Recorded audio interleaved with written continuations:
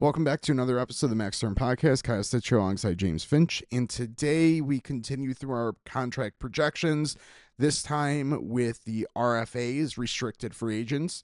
Our last episode that we had released in tandem with our contract projections, that was last Monday at this point, was on our process as well as unrestricted free agents. So if you're curious about how we arrive at these numbers, I would say go back and listen to like the first half of our last Max Term episode, available on all major podcast platforms. If you need to find the link, X, Blue Sky, pin posts are as well as our link tree, which you can again find from X, Blue Sky handles. We're on all those platforms at AFP Analytics as well as Threads. If you're looking to engage with us, I would say we still use X the most for kind of DMs and everything. Always welcome DMs, always welcome engagement, questions, stuff like that. We had someone point out today that we were missing a player in our extensions, and we appreciate that, and we got added that player. We'll talk about extensions teaser in our next episode. So with that, I think we get into our RFA discussion, restricted free agents. And I think the first part we start with is I guess there's three denotions in our spreadsheet for who is technically a restricted free agent. We have the status. We have some that are labeled as RFA, and then we have some that are labeled as 10.2C. And then some of those players who are labeled RFA have a yes for ARB or a no for ARB. So I think, don't want to spend a ton of time, but I think it's important we do give a little bit of an overview of what all that kind of coding status means and how that could or couldn't impact potential offer sheets, which have been a very popular conversation this last week as compensation was released. And after last summer, St. Louis doing it, and now a lot of teams having additional cap space, maybe the fun of offer sheets will be unleashed a little bit more. So I think that's where we start. And then we'll get into some of our projections, players, talk a little bit about the situation, stuff along those lines. So I think we probably should start the difference between what an RFA and a 10.2C player is. Technically, both are restricted free agents, but 10.2 gives a little bit more restriction, I guess we could say. Pretty much. So I guess to kind of talk off of the, call it confusion or level of confusion we were seeing on X specifically. Everyone sees restricted free agent, and even a lot of sites, you pretty much just see restricted free agent. That said, it is a little bit different when a player is technically a 10.2C, as you mentioned, a little more restrictive. So we all think and sort of know a restricted free agent is still able to talk to other teams. And if they were to sign a contract with a different team, also known as an offer sheet, their current team could match that. A 10.2C player, that's not really an option. Essentially, they are fully restricted. Really, the only time they would not be fully restricted is if a qualifying offer was never issued in the first place and they become an unrestricted free agent, which any site, our contract projections, you would then see them as a UFA. So really the big thing RFA to 10.2C is, again, that 10.2C is completely restricted. So in the players who do have 10.2C status, it's because they have not what's known as accrued 3 professional seasons. And most of these were signing their entry levels between 19 and I think 21, in which case they needed to play at least, I guess, 19-20 has to be NHL. I'm going off the top of my head. Probably should have the CBA in front of me, but I think I've looked at this enough over the past couple weeks. So 19-20-year-olds, I believe, have to have played 10 NHL games specifically. regular season and playoffs. I think 21, 22, if you sign your entry-level contract at that age, you can play 10 pro seasons, and pro seasons are across the basically board. It doesn't have to be NHL. Could even be in European leagues or anything, as long as you've already signed your NHL contract. So, a couple players that have this status: Luke Hughes, Alex Laferriere from LA,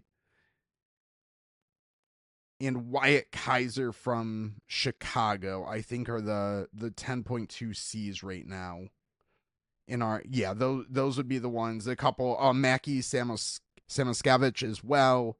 Tyler Clevin, I believe, is one as addition. Sam Colangelo, Devin Levi from Buffalo. I think that Levi, no, yeah, Yep. Levi. Marillinen. That might be it now. That might be the list of RFAs.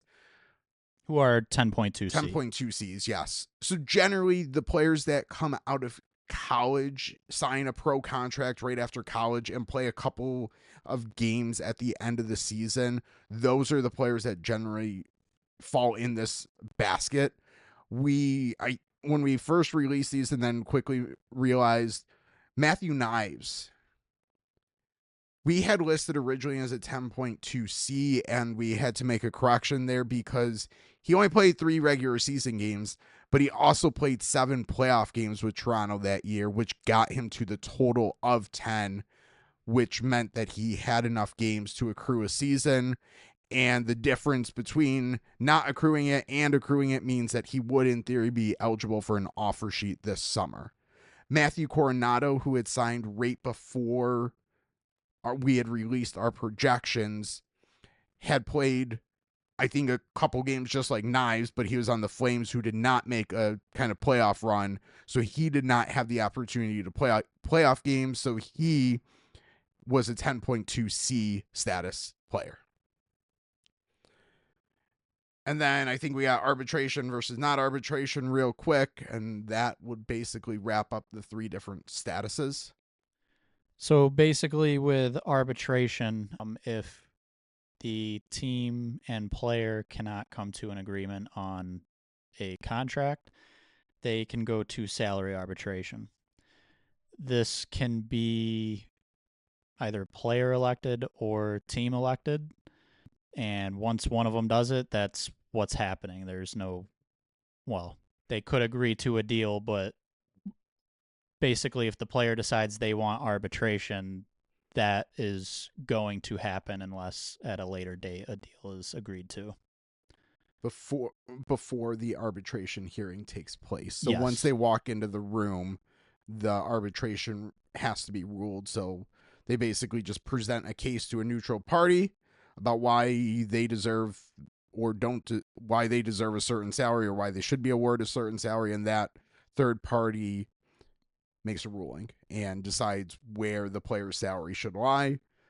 We find most of the time the neutral third party just splits the difference between what the team is offering and the player is asking for. I think one other very important caveat to that is once a player elects arbitration, they can no longer sign an offer sheet.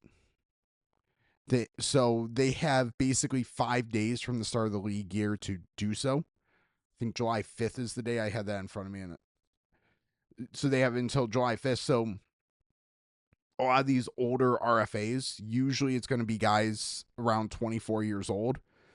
Some caveats to that. Again, we have all the status in our sheet, but generally 24, 25, 26-year-olds are going to have the opportunity to elect for salary arbitration. Evan Bouchard's a perfect example of this offseason. The minute he elects for salary arbitration, he's no longer eligible for an offer sheet. He doesn't have to elect for salary arbitration, and then he could remain eligible for an offer sheet. The other caveat is a team can be the ones to ask for arbitration, and the player would have until July 5th, 5 p.m. to sign an offer sheet with another team. But if that does not occur, the arbitration kind of binding, and then no more offer sheets are eligible. So Edmonton would be probably wise to file for salary arbitration to protect themselves from a potential offer sheet or mitigate maybe the potential for an offer sheet. Almost standard procedure in a way, just pretty much limit the time that Bouchard / any other team have to come to a deal. The only issue is once a club elects once, they can't elect again. So you can only get a 1 or 2 year contract. So in theory, Edmonton could use their one kind of not get out of jail free, but their one time use here. So it'll be interesting what they do. Ideally, they probably should just come to a nice long-term contract.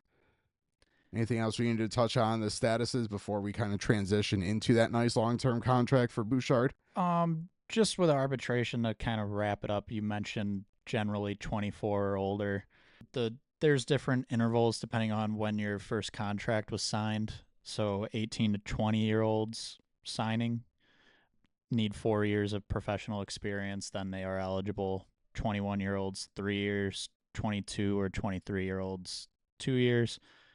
And then 24 and older, you need 1 year of experience. So a lot of times with ELCs being signed, they're in that 18 to 20 range. So a lot of the players we see, not all of them, but a lot of them kind of hit that 4 years professional experience, 24 years old. Yeah. And even if they sign it, if they go back to juniors or something, they're not necessarily accruing a season. So it's really a lot of players start kind of accruing seasons at age 20. So that's kind of about when 24 is about when most become arbitration eligible. Again, not everyone. There's exceptions to the rules, but and one other thing about arbitration real quick is it's an ugly process, and a lot of times when history has shown when teams players end up going to it, the long-term marriage is not usually sustainable. Like, I think the classic example is Montreal and PK Subban many years ago. Even though they had signed him to a long-term deal, the damage had kind of been done, and ultimately was traded to Nashville a couple years later. I think the one more recent, I think you have him on the tip of your tongue. Swayman. Yeah. In the Boston Bruins, which we already know was an ugly situation. Yep. And based off of how the year went for the team and for Swayman, can we for sure say it's related? No, but it's probably at least somewhat related. Might not be a full-on coincidence. Right. So, with that all in mind, let's get into some values like that nice contract that Edmonton should probably give Evan Bouchard this summer. Well, really, our top 2 RFAs from a AAV and just total value standpoint are 2 defensemen who supposedly should be making nowhere near our projection, according to fans of the team or teams. I think I joked. I see less pushback on the value we've put on Bouchard, but more a question of whether it would be smart for the Oilers to do that. But then our next highest, who very justifiably could almost have projected Bouchard and Noah Dobson almost the same value. Their comps that were output are very similar, if not identical, and it's us splitting hairs within that to kind of see where they need to kind of see who makes more sense for one versus the other type thing. Yep. So, yeah, both I will confidently say will get over $10 million if they sign like a 7 or 8 year contract. Yes, I 100% agree. So I guess to give specifics, Bouchard, we have 8 years at about $10.9 million a season. And then Noah Dobson, New York Islanders, 8 years at pretty much 10.25. So a little bit lower than Bouchard. Dobson, again, is the one where we've seen a lot of, I guess, call it negativity around the player from the fan base. I would even say, even with Bouchard, it's not so much now. I think going back mid-season when we did projections and he had a big number there was a little more of a negative reaction at that point. These are two very good defensemen, and I think the general practice to walk through here is, even if there's something in their game, or you watch an Islanders or an Oilers game one night and they make a mistake, take a step back and try and figure out how many other defensemen in the league you would take above them. And then also remember that they are both right shots, and there's a slight premium to that because good elite right shots are not as easy to find as a left shot. So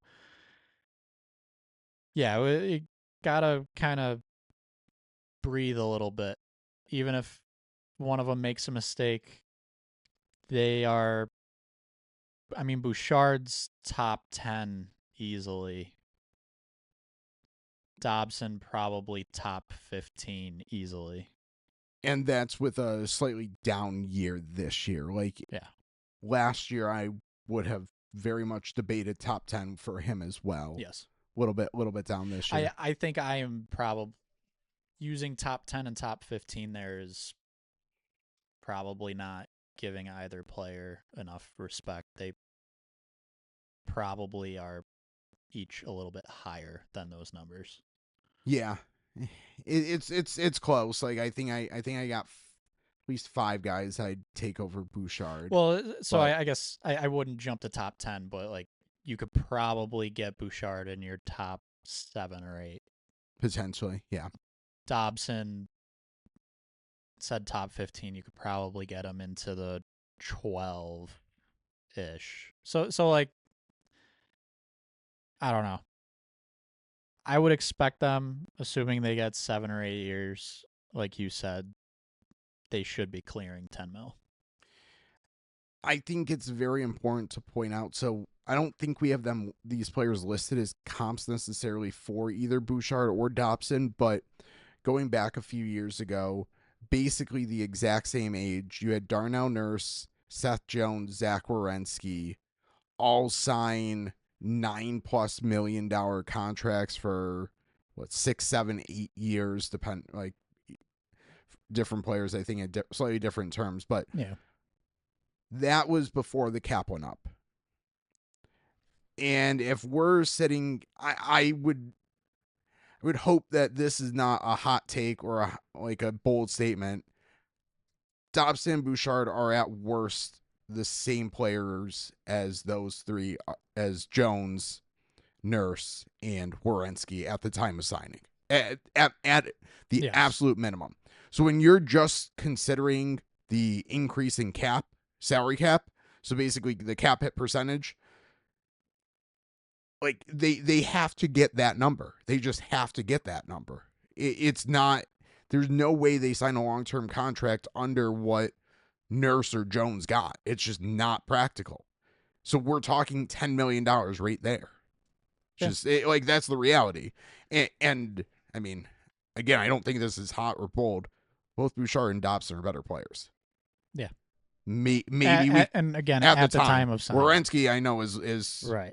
Which top 5 now. I think every once in a while people get a bit confused as we start talking comps. It's at the time of signing. Yeah. Not what the player currently is. I mean, heck, I'd say even up to this season, you'd probably rank Dobson and Bouchard ahead of Werenski. Yes. Oh, yeah. So, but still, in general, when we list a comp, we are referencing that player the year he signed that contract. Correct. After those two, it drops slightly. There's another defenseman on the board, though. Luke Hughes with New Jersey.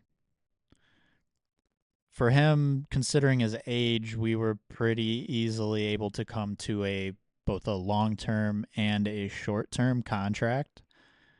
So long-term was a 6-year deal, $8.4 million. And then the short term was Trying to see here. My eyes are not quite working. 3 Do you have it? years, 5.75 basically.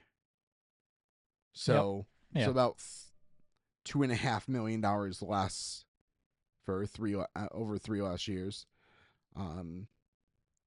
Yeah, that's I mean, it's going to be a hefty contract regardless.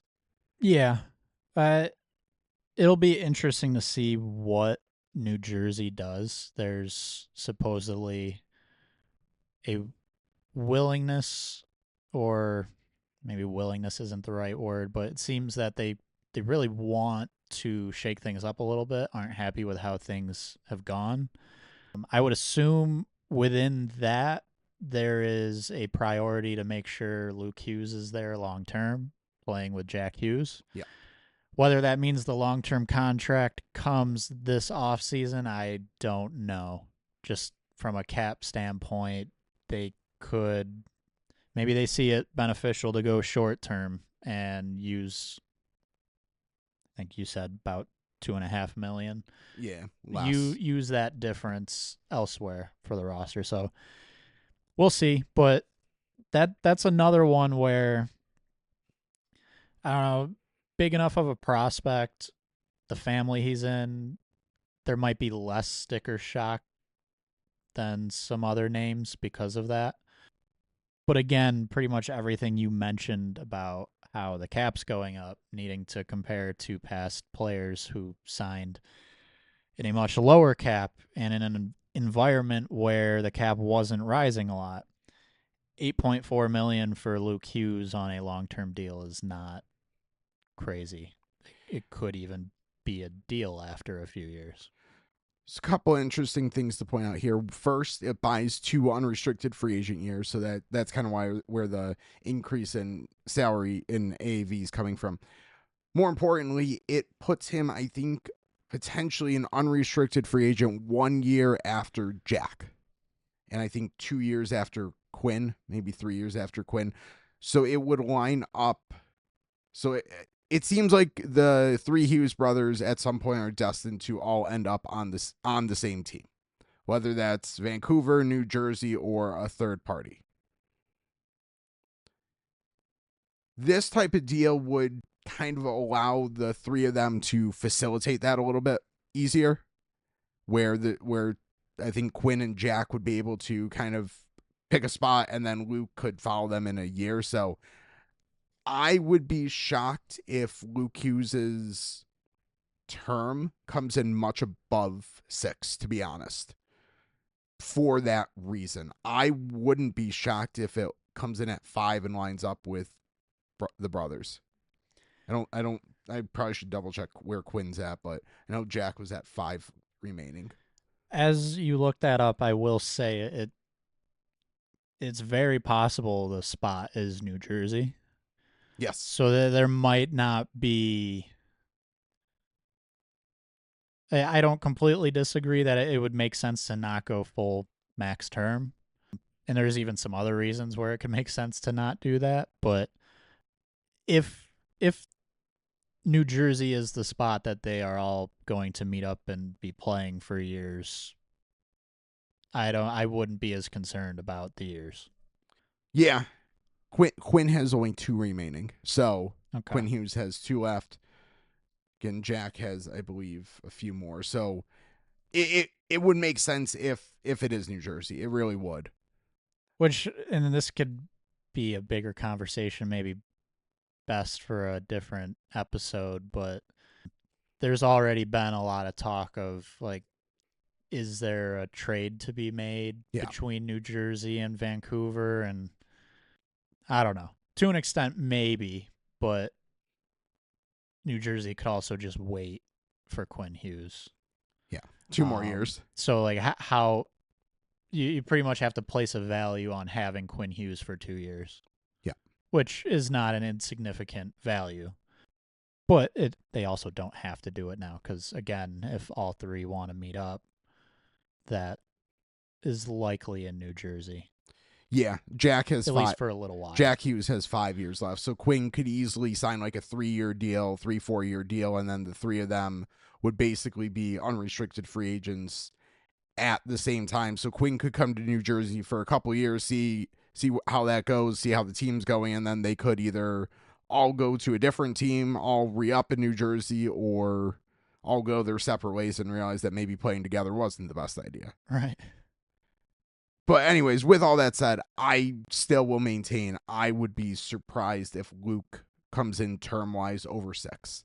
I get your point. Like, well, maybe they just all want to commit to New Jersey as is, but I don't know if that's going to happen. I mean, not to trash New Jersey by any means. They're definitely on the upwards, but they also still haven't gotten really over any sort of hump. Like, it's not a guarantee that that's the best spot to be able to win and play together. Oh, no. Definitely not. So they'll end up in Buffalo instead together. Oh, yeah, because that's those two statements back to back make a lot of sense. Exactly. Speaking of Buffalo, good transition. Actually, I'm going to jump down the board a little bit. I'm going to stick with defenseman. I was going to ask if you wanted to do that, and I'm very much okay with that. That transition would have worked either way. It did. But anyways, Bo Byram, another player. Well, I guess there's noise around Bo Byram, whether or not a new contract is actually signed with Buffalo or not. Part of that being, do they want to commit long-term to him? Is he happy in the role he has with Buffalo? If he stays in Buffalo, maybe it's a short-term deal, which we have. That deal is a 1-year deal at about $5.2 million. Now, he is arbitration eligible. Yep. If there was a long-term deal made, we have that deal in the 5-year term at about $7.2 million, which is pretty good at this point. Third defenseman money. Yeah. Good third defenseman money, which is kind of the role that he would be put in with Buffalo. Yeah. So I guess I'll say my guess of the whole situation is whether it's Buffalo or not, Byram's probably going to end up with a short-term deal.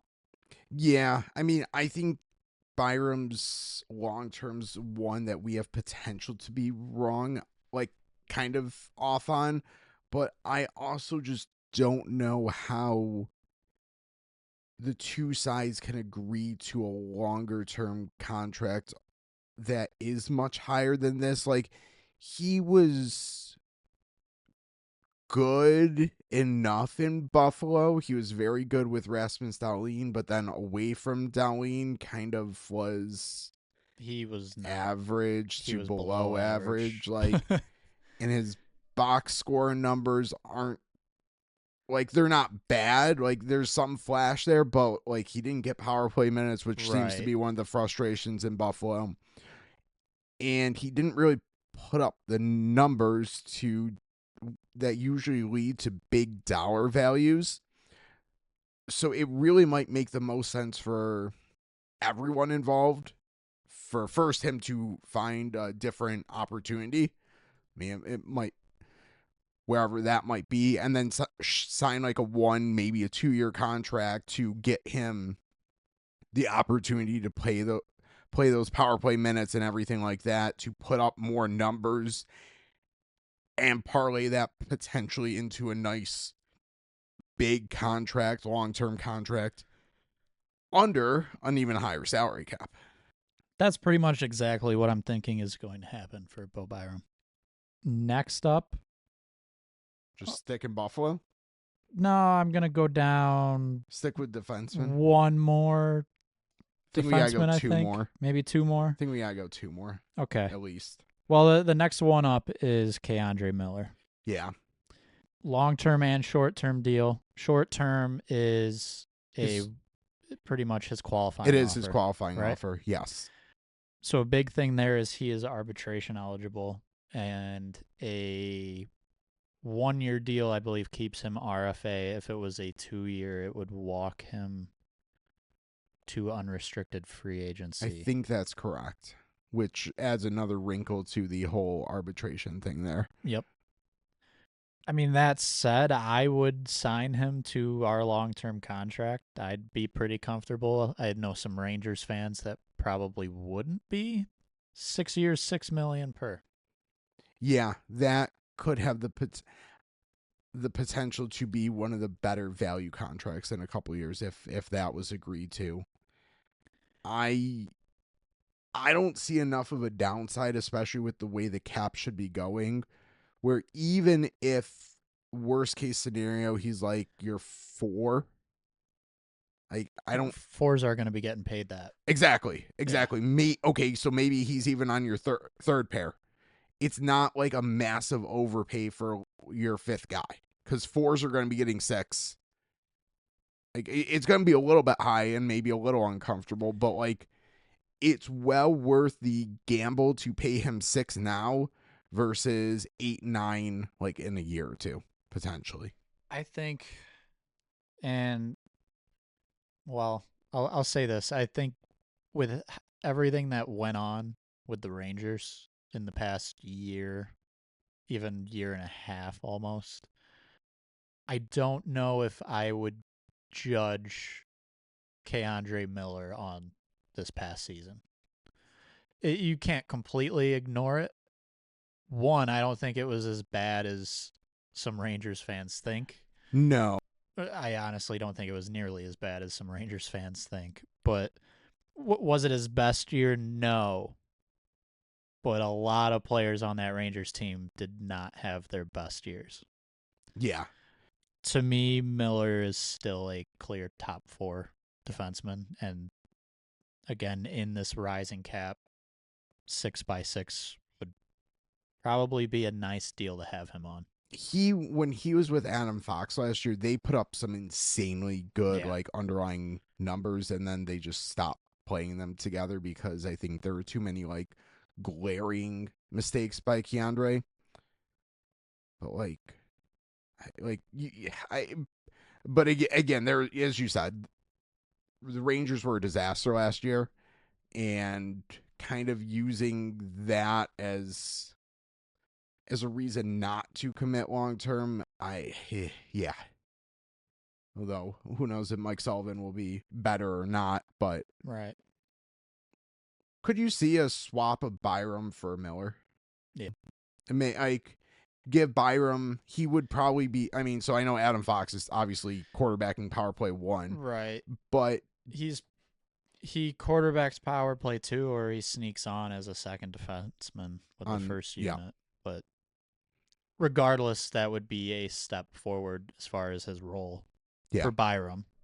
For Miller, it's a step in the right direction for Buffalo as far as the type of defenseman they're looking for. Yeah, and it could give him a nice opportunity to play consistent minutes with a top defenseman, whether that's Rasmus Dahlin or Owen Power. Yeah. I mean, Dahlin, if he played with Dahlin, that would be like playing with Fox all year. Yep. And then Power's not quite that level, but he's not that far behind either. Yeah. So the trade like that could for sure make sense. Let's do, I think we'll hit on 2 more RFA defensemen, kind of 2 more stay-at-home guys.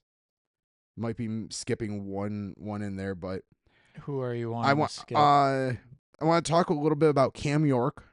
Okay. Actually, I think we probably should hit on 3 because our mentions are a disaster for. I wanted to talk on Dylan Sandberg, and I think we should also talk on Mason Laurie. Because that one, the Bruins fans do not. I don't know which. Well, there was a little bit of a X issue there with not a full. Basically, we have a long term and a short term, and there was only a long term put out there. Discussion, yes. Not at all accusing anyone of not doing something right. It happens.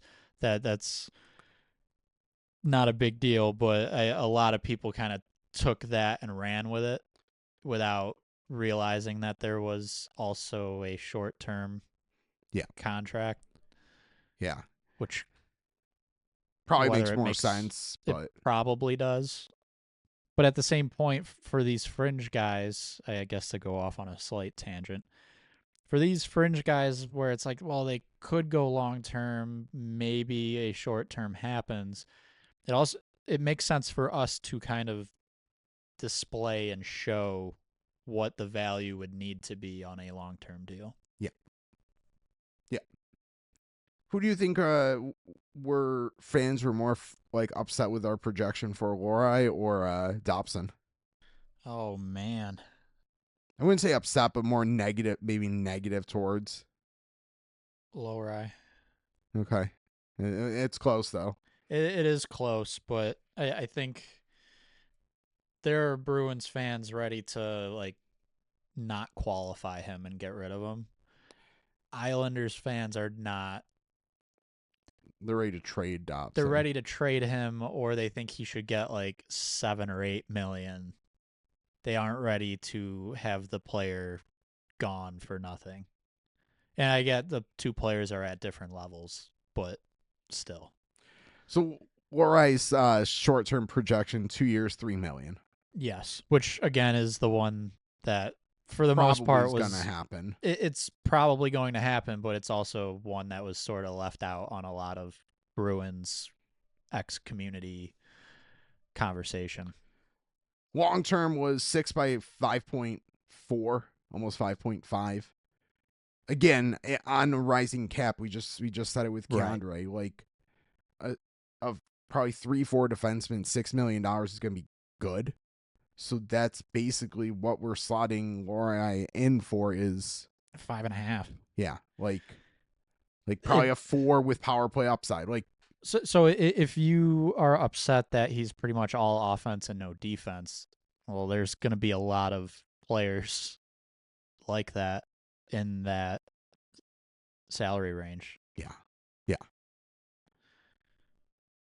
Or you can choose to not go long term right now and wait and kind of see how he develops and do the short term route. And then you could be staring down 7, 8, 9 million if he continues to be a power play wizard, and and increases some level of production 5-on-5. Yeah. So, I don't know if I'd 100% say go long term here, but like I think Boston should strongly consider it. It's not as ridiculous as it was made out to be. Think it is. Cam York and Dylan Sandberg real quick before we go to the forwards. Okay, yep. Kind of 2 more stay-at-home, more guys. Let's do Sandberg first, and then we'll finish with York, I think. So Sandberg is 26 years old, so this is his last year of restricted free agency. So arbitration guarantees to walk him to unrestricted free agency, so it would be in the Jets' best interest to probably come to some other resolution. Yes. Whether that's probably signing him, but if not, it might be a good idea to field some trade calls on him and get a nice asset in return, because he was good this year. He was very good this year, and he is a little more stay-at-home than the other ones we talked about, but he's not a player who's missing the offense. There's a little bit there too. This was kind of his first big year as far as all-around play. Like, everything looked good. So really kind of the first year where he fully took over top 4 presence, I guess. So we have him 5 years at about $5.2 million. I don't honestly have a whole lot else to say about Sandberg. Like, I guess I would just say in regards to that deal, another one in the rising cap, it's not super long, but after a year or two, if he's still playing at the same level, that's going to be a pretty good deal. Yeah, I mean, this should be a no-brainer for the Jets. Should be. Yeah. Not. Yeah. The only thing, because you mentioned trade, The only thing I would wonder is they have some good defensemen. I wonder if Sandberg could be a player used to acquire a top forward or a center. They've kind of been missing. If they could acquire a restricted free agent center or just someone with a little bit of control, maybe it makes sense. Yeah, and depending on what happens with Nick Ehlers, who is an unrestricted free agent, Yeah. talked about him last episode. That could be onto something that maybe they need to use the valuable Dylan Sandberg piece for maybe a forward. But if I was Winnipeg, I get this long-term deal done and don't really hesitate. Like it to me is pretty much a no-brainer. Cam York, interesting situation. Probably happy John Tortorella is no longer the coach. Just a little. Yeah. So with Torts as the coach, this was probably going to be a very dramatic situation this offseason.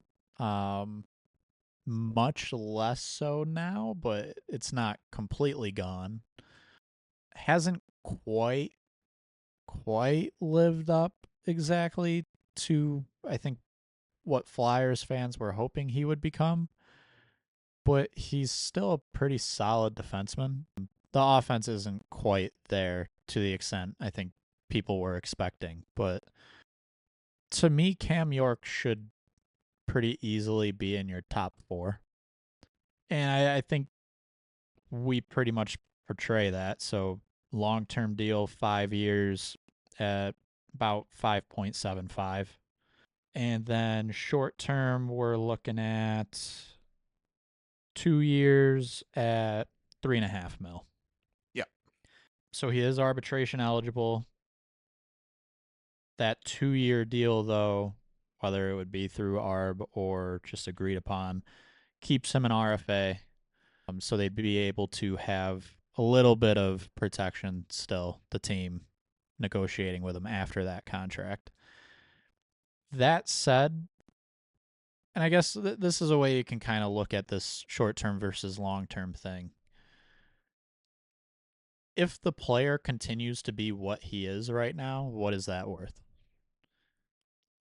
And if you can get that value on a long-term deal, kind of a no-brainer. Yeah, the analogy I always use when you go short-term is you're basically betting on the player to regress. Because the only way you aren't going to be signing, especially in a rising cap, for the same value is, or actually really more value, is if the player gets worse.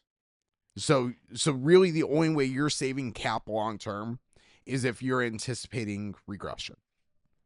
In which case, my argument has always been, why are you actually signing the player and not trading the player? Yeah. So that could be interesting with both York and Keandre Miller. We have them valued very similarly. I think they're at very similar places in their kind of careers right now. Yeah. So it'll be interesting to see what approach York, having a little bit more time left in his team control than Keandre Miller does. So be interesting to see how both those teams approach that. But wouldn't be shocked to see one or both of those two players I just referenced traded this offseason by any means. Yes, and I will add, I guess, a counter to what you just said. Sure, it could make sense, or a team might just have to go short term, depending on their cap situation. But Rangers being potentially a team that could be in that situation. Yes, and I would also then respond to that, though, and say, okay, but a team like the Flyers, who are kind of rebuilding, they're not a playoff team. Like, you shouldn't really be making decisions based off of, oh, well, I'm close to the cap. You should kind of be trying to reel that back a little bit. So the true question should just be, is Cam York a player we want on our team long term? And if that's a yes, you find a way to make it work. Put another way, this is how the Canucks ended up with Elias Pettersson on a $10.6 million contract for 7 more years or 6 more years, whatever that is, because they didn't have the space at the time to do a long-term originally. They did a bridge deal and then had no choice but to pay him the long-term big money contract. And I think most Canucks fans would be A-okay if they didn't have to deal with that contract after basically going into this offseason. But and there's even other examples, take the cap issues away from it, of players initially getting a short-term contract and then their next deal is through the roof. Buffalo, Rasmus Dahlin is a good example. Yeah. Which they kind of, I guess, who was in charge changed a little bit, and they started to do the long-term deals at a younger age. But that is one example where going short-term first is not necessarily the greatest thing to do. Yeah. Well, speaking of Buffalo again. Yep. And maybe going long-term, our highest projected forward, I think I'm a little surprised that that's how it ended up. It makes sense. It really does based on numbers and everything. But JJ Peterka ended up as our highest projected forward. 7 years, $7.8 million just about. And I think it comes down to a lot of he has 30-goal seasons on his resume. Yeah. He's a young goal scorer. Yeah. That's gets you paid. Which 7.8 might seem like a lot, but on a 7-year deal, and we're probably going to keep saying this so many times that it gets almost a little annoying, but with the cap rising now, there might need to be a little extra in some deals than you would usually expect to make up for signing a long-term deal now. Yeah. Like 7, this deal actually for 6 could make sense. Like 7 could end up being needing to even pay more. We'll see what happens. Yeah. But if this similar AAV came in on even a 6, which is buying 1 less unrestricted free agent year, usually you would expect the extra year bought to increase the cap some more. So we'll kind of see what happens. But Peterka, 7 years, $7.8 million. I think one important thing to point out here, we should have pointed it out earlier, but Peterka seems like a player that has been, at least in our mentions, common offer sheet like candidate. And I think it's important to point out offer sheet only factors the total value of the contract divided by 5 years to figure out compensation and not the actual length. So if Peterka signed our actual projected value, his compensation, I believe, would be 2 firsts, a second, and a third, not like 1 and 1 first, 1 second, 1 third. It would bump him up a tier because you would take the total value divided by only 5 years. Or whichever, so it's 5 years or the lesser of 5 years or the actual term of the contract. Yes. So if someone signed him for a 1-year deal at this average annual value, then it would be in the lower compensation. But if he got the total value, it would be bumped up a little bit. So a little bit of confusion I've seen going on X a little bit. I think Cap Wages, us, other places have put out like examples and everything of how this would work. I think Cap Wages even has, like, using our projections, has a compensation calculator like posted. So if you are curious what an offer sheet would look like, I think that's probably a great place to look, like what type of compensation you would have to give up.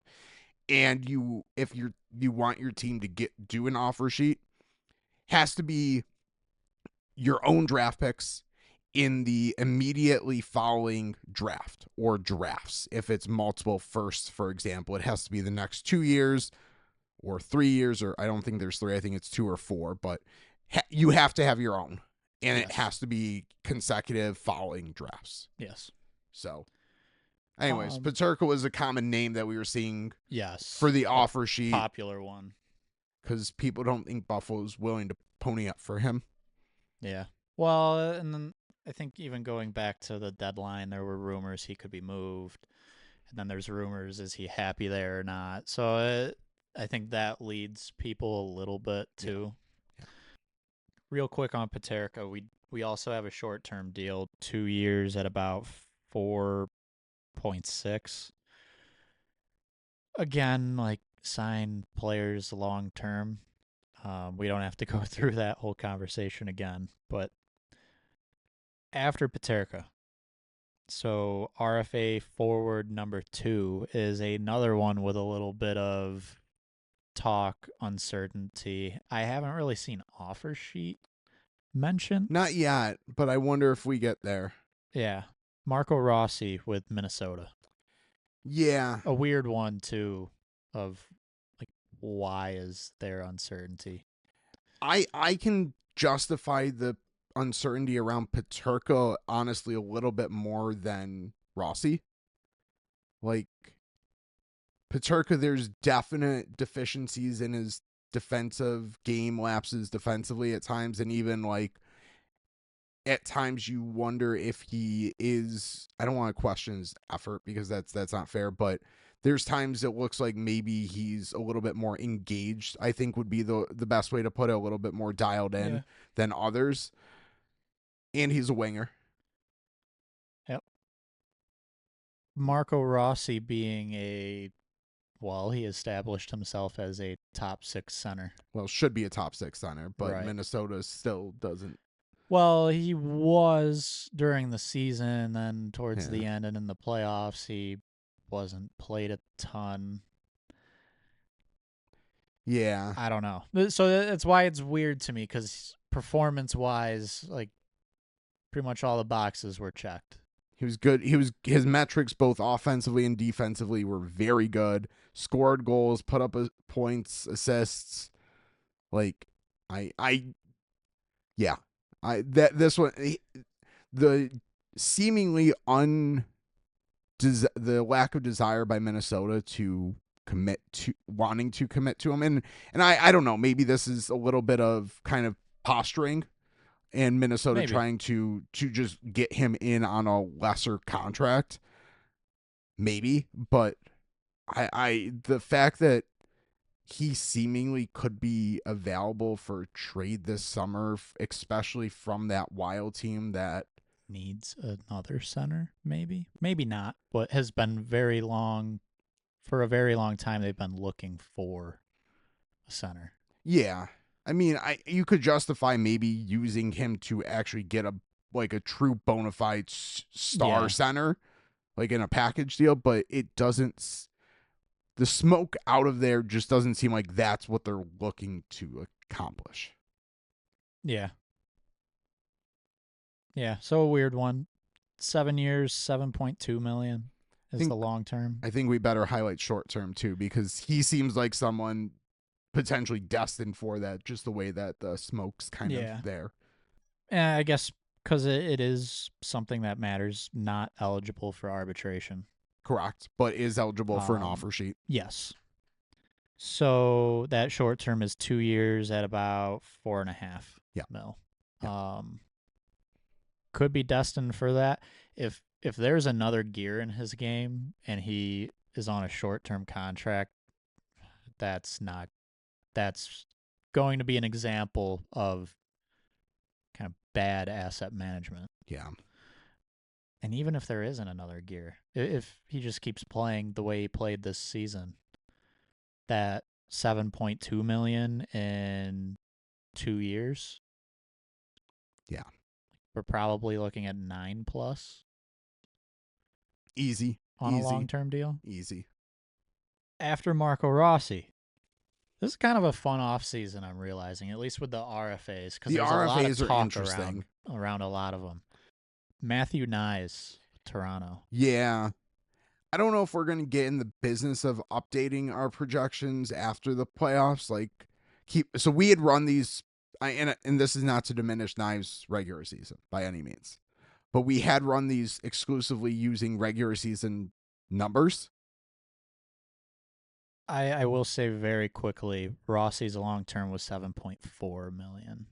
Yeah, 7 years, 7.4. What I previously said, if it is sticking in your head, was a little hint at Matthew Nyes. Yes. 7.2 for Knives on a 7-year contract Yes. is our projection. And But anyway, so the idea of updating after playoffs. yeah, we'll probably discuss that a little bit more offline. This is probably not the forum to do it. We'll see, but I think that there's a strong potential that Knives, based on his playoff performance, has earned a little bit more. But we'll see how we want to proceed with that. Again, not to diminish his regular season by any means, but it was very good. His playoffs have been phenomenal. Yes. Which, and I don't know if we haven't been burned too bad with our projections. Aiden Hill a couple years ago sticks out as someone we knew we were going to be low on after his cup. Right, yeah. After the cup run for Vegas. And we were low, but yeah, we'll have to see on Knives, but long term, 7 years, 7.2. Short term is coming in. We have projected coming in 2 years, 4.2. That's probably fine. That's probably again, he could get a little bit more based off of the playoffs, but that's probably okay. I wonder if he goes the same route as like Matthews went and goes a little bit like a 5-year deal instead of this 7, and maybe this AAV makes a little sense there. We'll see what we want to do with him, but he's definitely going to get paid. Yes, you would think. I think here's the question: Is his playoffs performance maybe something that puts pause in Toronto going long term? In that, is that a sustainable pace that he's basically performed at, or could going long term right now actually be the one time where maybe you're overbuying the asset? I wonder if whatever earnings he's earned during these playoffs, if it bumps him up to a greater amount that you wouldn't be comfortable with.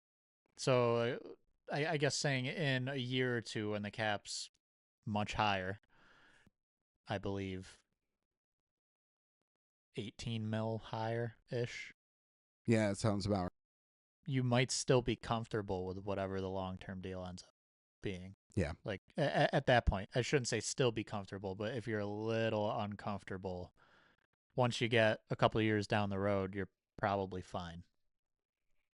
The really interesting thing to me, I would say, is if a team did want to try and sign him to an offer sheet and they went that route and said, okay, based off your playoffs, we'll throw some big money at you, and we started seeing a number, let's say it starts with a 9, how does that impact Toronto and the decisions they have to make this offseason between Marner and Tavares? To me, this could be a very interesting situation, but I could also see a lot of teams, maybe not a lot, but some teams could say, here's a pretty solid winger who is playing with Matthews and Marner. Is he going to perform like that once we have him playing with whoever they have?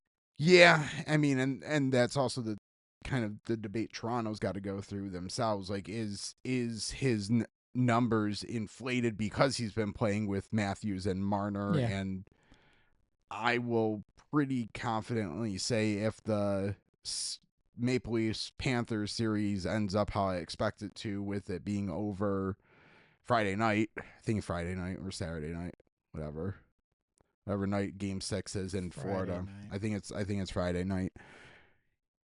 If that ends up going how I expect it to go. I think Marner's gone. I don't think that he's back in Toronto, so Yeah.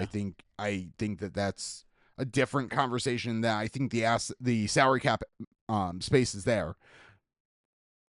It's just, do they want to do the long term with Knives, and then is he going to produce the same playing with just Matthews? Could he drive production on his own line? He drive production with Nylander or whatever route they want to go. Those are all, I think, questions that Toronto's going to have to answer, especially if they are going to go into long-term, potentially uncomfortable territory. Yeah. Couple more Yeah. forwards, I guess. Next on the sheet is Gabe Vilardi. Yeah. This is an interesting one for me. 4 years at about $6.8 million. Vilardi, so looking at Winnipeg, there's not he's a first power play forward. I feel like a casual fan might not realize that. Good goal scorer, and their power play kind of runs through him. Yeah, he's a very big part of that power play. I think especially after it took him a while to kind of come on to from LA, like a high LA draft pick, and it really took a while for him to hit his stride, and it took being traded to Winnipeg to really do that. Yeah, I would agree with you that his number might come as a little bit of a sticker shock to the casual fan, but I wonder if that's a situation though. So we have 4 years. I wonder, and we had comps strongly driving a number kind of in the 3 to 5 range. Yeah. But I wonder if the role he has with that team, if he could end up coming in a little bit longer.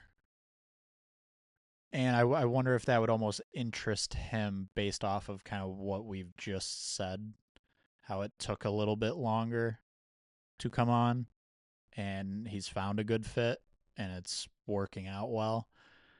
Again, comps didn't really suggest he would get a much longer deal than this. Maybe one more at 5 years, but I don't know, just situationally, and Ehlers could be leaving. He might be clearly the number 2 winger, pretty much behind Connor. I wonder if that's a deal where the AV is a little bit higher, and then we see like a 7 or 8 year. All your logic could also point to he actually wanting just a 1-year contract. As take some like maybe. That could work for both team and player. Take him basically to 1 more year of restricted status, and then if he has a big year, he really sets himself up for a big payday under a even higher cap. Very possible. Kind of similar around Morgan Geekie, basically a little bit lower AAV, similar term. He's a year older, so it's buying more unrestricted years. Yeah, so that 1 year idea wouldn't work for Geekie. It would not, no. The thing with Geekie, though, that's interesting is there's a little bit less of a expectation around him, or there was. I think he was kind of just a third line forward for a while, and really a third line center was what I think people were expecting, and he ends up playing on the wing in the top 6, specifically with Pasta in Boston. And yeah, so 4 years at about 6.6. That's another one Boston fans were a little like, well, he can leave then. Yeah. Well, he just scored 30 goals, so. Yeah, 30 goal scorers are going to get money, especially just in the current environment. Like, and a lot of people saying, well, he played with Pasternak, but okay, so X team signs him to 4 by 6.6 and plays him in the top 6 with Kyle Connor and Mark Scheifele, like he's probably scoring 30 goals or 20 plus, 25 plus. Yeah. Like he's shown the ability to play at a high level with good players. Yeah. So I would, if I'm Boston, I would be pretty happy with 4 by 6.6. Yeah. I mean, I can understand the hesitancy there. Yes. And I think part of the hesitancy is kind of like where's Boston timeline wise? Like, does this contract even make sense for them to give out just from a pure, like, this is where we're at, this is where this contract would take them? Like, the two might not necessarily line up. I don't know how quick of a retool Boston's looking to do, but I mean, maybe it almost makes sense to just try and trade him and see if they can get some value for him and not worry about the contract. But potentially, it's a tough situation because you look at the roster and kind of their core. You still have Pasta and McAvoy and Swayman on big contracts. I don't want to say Lindholm is necessarily the core, but he's making big money on a long-term deal, so he's kind of part of the core. So if you're rebuilding, don't some bigger moves need to come? If it's a retool, it doesn't make sense to give up someone that just scored 30 goals. Maybe. I guess, yeah, if you're afraid of him regressing. But, yeah, I don't know. I guess that's a bigger conversation about me not fully understanding what Boston's plan is. Yeah, I don't know if they know fully yet either. So we're running long on time, of course. Always do. Yeah. Let's hit a goalie or two, and then we'll kind of wrap it there. I mean, we'll have time to hit more players. We'll be able to talk more about players at some point or another. But yeah, headed out to Anaheim. Yeah, Lucas Dostal. As far as restricted free agents or restricted free agent goalies, his long-term and short-term come in right at the top. So long-term for about $5.2 million, and then short-term was 1 by $3.94 million. He's 25 years old, eligible for arbitration. That 1-year deal is pretty much Swayman in arbitration. The long-term deal is interesting because even though it is our long-term deal, it's 4 years. It's not a super long contract. This year being his kind of the first real strong year for Anaheim where he kind of really took the reins of being the starter. So I almost wonder if he would want to go that 1-year route and add another season of strong play and then potentially sign a larger contract. Also ties into the idea in general of, we keep mentioning with how much the cap is increasing, there could be a greater amount of players that want to sign a little shorter on term so they're not locked into a lower amount. Yeah, the goalie market is going to be interesting. I mean, it's him. Joel Hofer's the only other one of any sort of note, really. Yeah. And we have him just a 2-year, 2.8, which is nothing to sneeze at, but No. But really, Dolstall's the one that is going to be interesting where he slots in relative to where the goalie market kind of moved in the past. I don't even want to say 12 months, like 10, I don't know, since like last August, maybe late August. Like we started to see some contracts really, like Joey Decord, for example, is, I know he's not necessarily can't be a comp here 100% because of age and contract situation,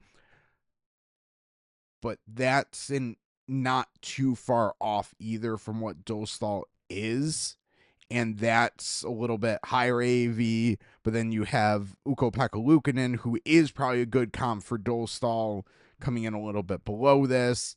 And then again, another, like, you can't use him as a comp, but also just kind of signed similar as Karl Vejmelka from Utah, where he came a little bit higher, or right around here, I think, actually. But those are like, I'm comparing unrestricted and restricted guys, which you can't 100% do.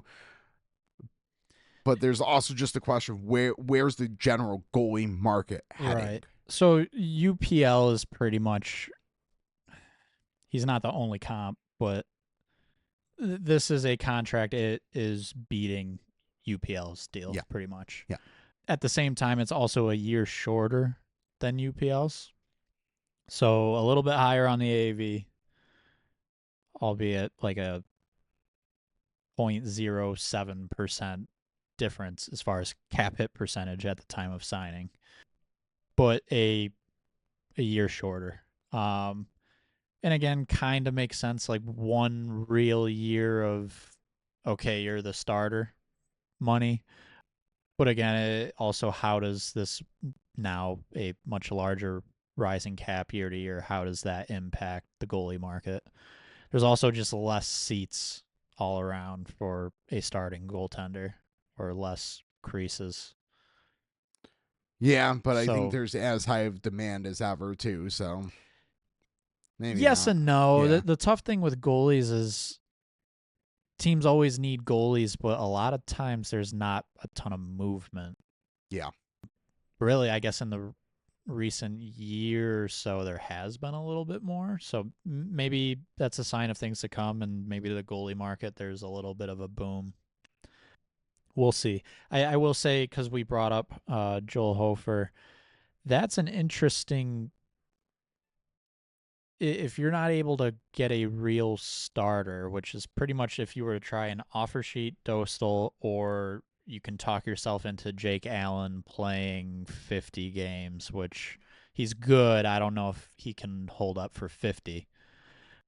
Hofer being the backup to Binnington, but he's been a real good backup and he's young. I wonder if a team tries to, not necessarily offer sheet, but if they call St. Louis and say, hey, look, we'll give you a good asset here for your backup goalie. That could be an interesting target. Yeah. Or maybe Binnington's probably not after the run St. Louis had, but like between the run they had, how he played Four Nations, I don't know if they're in a hurry to move on. Yeah. But yeah, they at least have the potential option there, because you're correct. Joel Hofer is definitely one of those, like, if a team's looking for young, like roll the dice young guy, he's probably like number one on that list. Exactly. Maybe a team gets kind of crazy and has a little revenge offer sheet, but yeah, they probably should. They probably need to fit Evan Bouchard before they consider that one. Yeah, it'd be fun though. It would be fun, but I think that's where we leave the RFA episode, with a reference to a potential revenge offer sheet by the Edmonton Oilers. But we appreciate you listening. Max Stern Podcast, available on pretty much all major podcast platforms. The content that we produce, including our contract projections, on X at AFP Analytics. Also on Blue Sky, also on Threads. Probably should have also plugged earlier in the episode, so if you've stuck this long, you probably do appreciate our content. Buy me a coffee. We have a tip jar set up, so we do appreciate anyone who's supporting us financially through that. We're donating, settled on 10% of all proceeds to our local veterinary hospital, basically the only after-hours veterinary hospital in the Rochester, New York area. And with that, we appreciate you listening. We appreciate your support, and we'll talk to you next time.